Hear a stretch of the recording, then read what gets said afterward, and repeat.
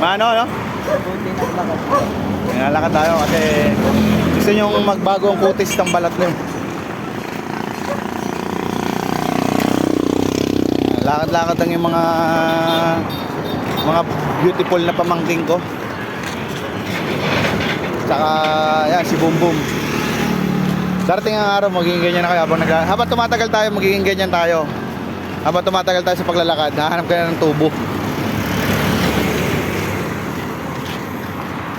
Saan tayo ganda? Ah, diretso pa tayo dun.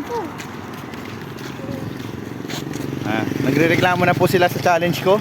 Almost 10 minutes na kami naglalakad. Mula Anong kanina. diretso? Saan tayo? Saan pa tayo? Saan ba? Diyan ba? Tama ba yung dadaanan natin? Parang mali ah. Eto, nandito na tayo. Region 4A, Calabarzon, Quezon May 4. station tayo dinahanan eh. Ayan. SM yan, tangi. Nalakad na sila. Dapat wala dito transportation, tricycle, ganyan. Wala talaga. Diba no, mga tao rito naglalakad.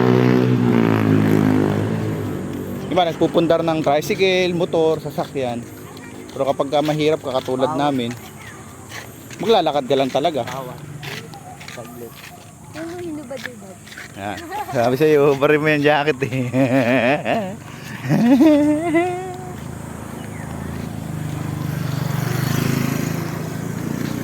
Alam ko ay packet din ah. Oo nga. Yun o, may lumabas. Dito ba yon? Yung pinuntahan natin? Basta may paakyat. O, diba, paakyat. Wala naman yung jeep eh. Nasa daw pala. Siyempre, kasama nila natin sa baby girl ko saan. Tita baby girl? Ano yun? Baby? Nakabuntot. Kaya nga nagbaon tayo ng rambutan habang kumakain tayo. Naglalakad, kumakain tayo. Wizard no? Awawa.